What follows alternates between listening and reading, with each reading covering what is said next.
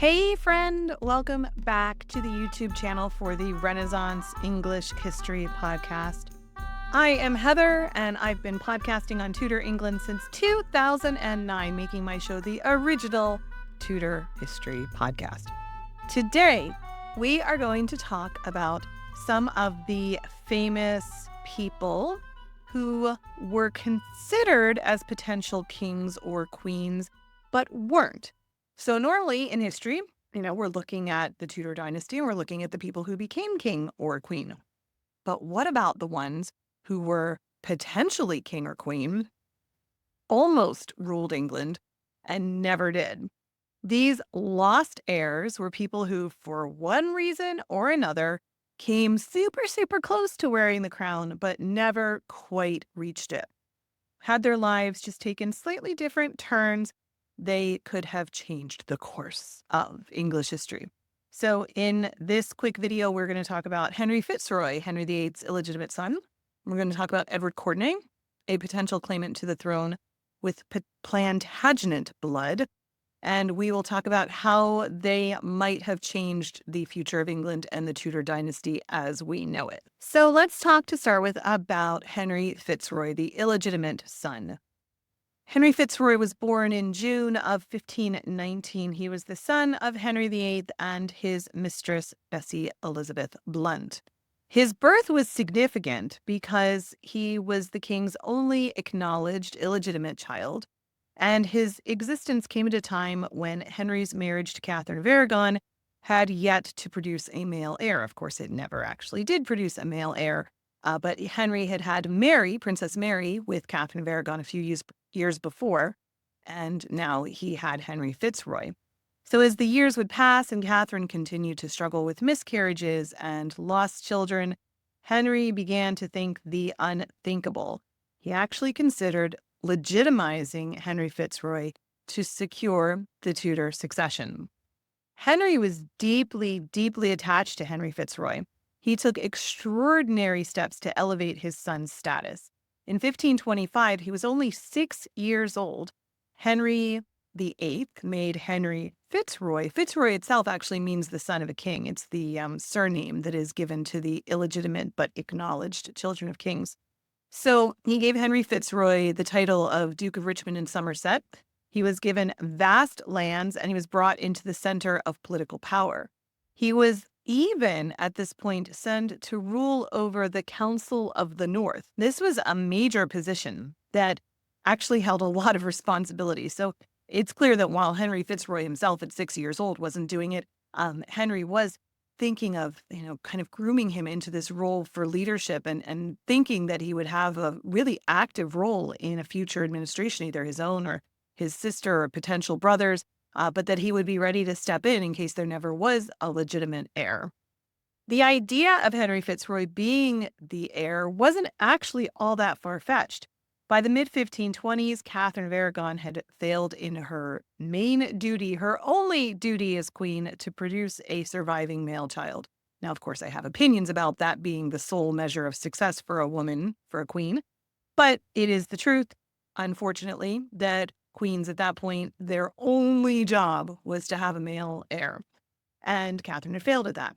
And with no legitimate heir, many wondered whether Henry would go through with legitimizing his son. However, while the English legal system was ambiguous about whether a legitimate child could become king, it wasn't entirely impossible. And if you think about Henry VII himself, he came from a line of illegitimate children that John of Gaunt had had with Catherine Swynford before he had married her. So those children were later declared legitimate. Later, years later, that line was declared legitimate, but they were also officially barred from ever gaining the throne. And yet Margaret Beaufort, who was the final descendant of that line, was able to have a route for her son Henry Tudor to become king. So the idea of an illegitimate line potentially becoming legitimate and claiming the throne actually ran in Henry VIII's own blood.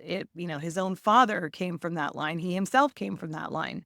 So it did kind of represent a bit of a backup plan for Henry, for the Tudor dynasty, at a time when the question of the succession was becoming quite critical. But then, unfortunately for Henry FitzRoy, a major event happened in 1536. And no, it wasn't the death of Anne Boleyn, the execution of Anne Boleyn, although that did happen in 1536. Henry FitzRoy himself went to see the execution of Anne Boleyn. And about a month later, he died, likely from tuberculosis. This was horrible for Henry. It came as a massive personal blow to him. His only legitimate son was dead now, and it threw the question of the succession back into being a major question for him. Because if you think about it, he had Mary, and he at this point then also had Elizabeth, but he still did not have a male heir. So what if Fitzroy had lived longer? Could he have been legitimized and taken the throne after Henry VIII?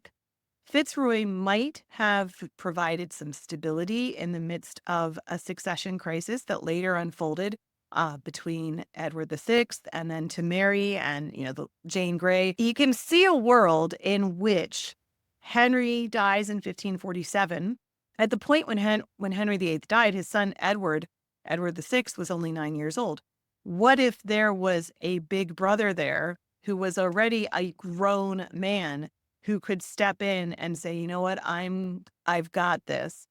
And how could history have been different if we have this grown man who also had been married, who was having children? It's an interesting thing to think about. It's an interesting what if of history. You could see a world in which the council didn't want a minority king in Edward, and could have said, all right, let's have Henry FitzRoy, a strong, grown man who is married and probably by that point would have had sons of his own. That would have been an interesting way for history to go, huh? All right, now let's talk about another potential young man who could have or did have a very strong claim to the throne, and that is Edward Courtney. So Edward Courtney came from the Yorkist line from Edward IV through Catherine of York, who had married a William Courtney. So Catherine of York was the daughter of Edward IV, sister to Elizabeth of York, who is part of what gave Henry Tudor his claim, his legitimacy. Catherine of York was her sister, and that's where the Courtenay line comes from. So Edward Courtney, born in 1527, he was the great grandson of Edward IV. So this gave him a really strong, legitimate claim to the throne. His father, Henry Courtney, the Marquess of Exeter, was also a significant figure at court, and Edward grew up, at court in the shadow of royal politics and ambitions. But then the family got caught up in Henry's suspicions of them. This is also when you see the death of Margaret Pole or the execution of Margaret Pole. So I've done a lot of videos on those rebellions, those threatened rebellions, Henry's suspiciousness of the Courtney family. And Edward, his father, was executed for treason for conspiring against the king as part of this larger Plantagenet threat to the dynasty. Edward was only 11 at the time, and he was put in prison in the Tower of London. He remained there for almost 15 years. He spent his entire, from 11 on up until the time he was 26 at the Tower. This kept him out of the political landscape. It also meant that he wasn't learning he wasn't learning politics. He wasn't learning how to play the game and get things done and all of that kind of thing, the game. So Mary takes the throne in 1553 and she releases Edward Courtney. And suddenly Edward's at the center of everything. Mary is newly crowned. She's looking to stabilize her rule, and she sees Courtney as a potential ally because she knew the family had been Catholic. She had been closer to the family in her youth, and she thought that they might be, good allies of hers. There was actually even some serious discussion about her marrying Edward Courtney. He was a lot younger than her, but the idea of keeping it in England, right? Not a foreign prince, which is partially what Wyatt's rebellion was so worried about, was a foreign prince. And they thought, if we combine our joint claims to the throne into one, that would be really good, right? I mean, it makes sense. So Mary, though, ultimately chose Philip of Spain, but Courtney's strong Plantagenet bloodline and proximity to the throne kept him a figure of interest, especially when it came to planning the next important marriage at the Tudor court with Elizabeth. So during Mary's reign, many Protestants especially favored a marriage between Courtney and Elizabeth, even though Courtney was Catholic, because they thought that this would again be a combination of the claims to the throne into one. So they knew Elizabeth was Protestant, and they thought, let's just have a Protestant queen, bring Edward Courtney in, have combine the claims that they each have, and that'll be a really strong ruler as well. And this union might have created, you can kind of see like a power couple, right? And an English power couple at that, that could have been a really interesting alternative to Mary and the Spanish influence of Philip. It also would have kept the Tudor throne within England, and it would have united the Tudor and Plantagenet lines. And they did think at the time, too, that Courtney had some Protestant leanings. Even though the family had been quite Catholic, it's possible that Edward himself had some Protestant leanings.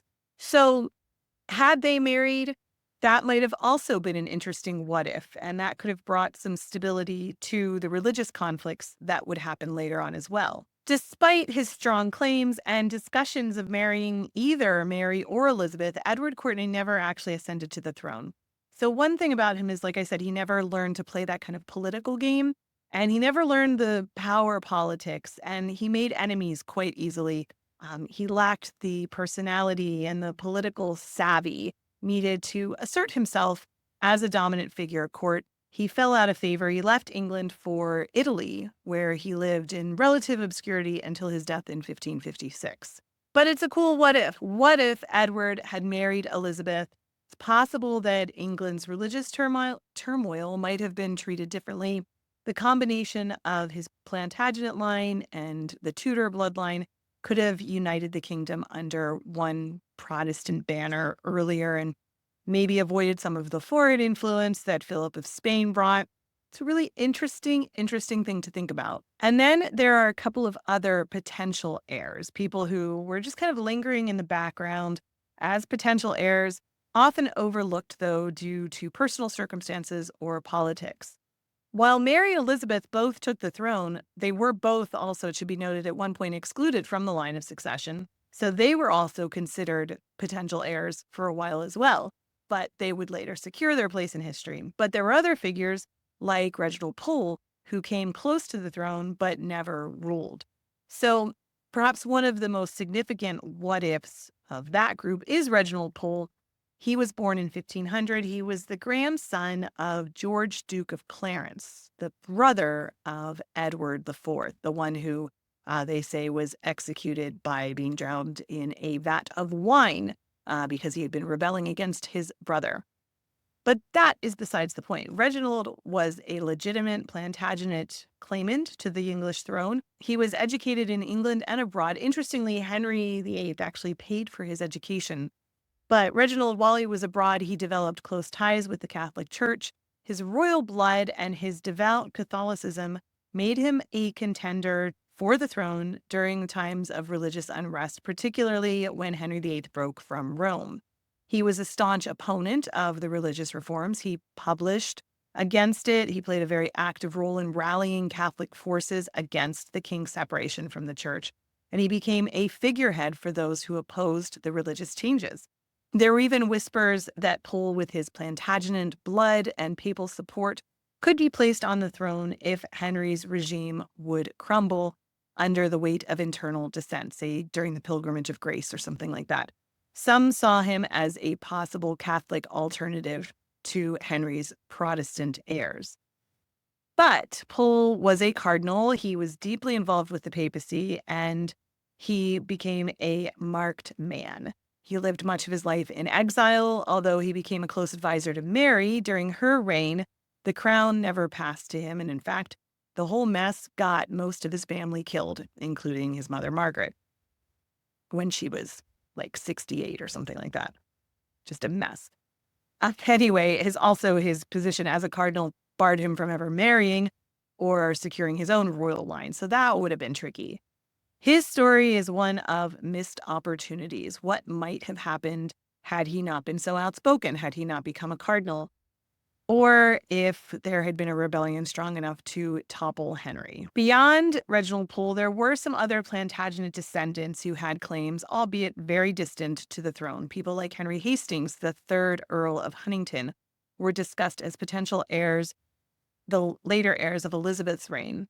Hastings had a very weak claim, tracing his descent from Edward III, but he was a Protestant and could have provided a solution to the question of the succession when Elizabeth was refusing to name an heir. And then there was Arbella Stewart. She could trace her lineage back to Henry VII as well through Margaret Tudor's line in Scotland. And as Elizabeth was passing and refusing to name an heir, a lot of people thought that Arbella would be a good choice as well. But of course, James VI came. I actually did a whole video on Arbella Stewart, which you can check out up here. I will link to that. So thank you so much for watching. If you made it this far and you liked this video, I sure would appreciate a press of that like button. It helps to feed the algorithm and helps to show my content to more people. And I hope I earned your subscription to my channel where I put out content like this on the regular. You are deeply loved. Thank you so much for being here. I'm so glad I shared the planet with you. Don't forget to drink your water. And in fact, you can drink your water out of this very cool, in my Tudor era, stainless steel cup that I sell in my shop. Very cool. In my Tudor era. I love it. I use this all the time. I also have a t-shirt in this that I wear a lot too.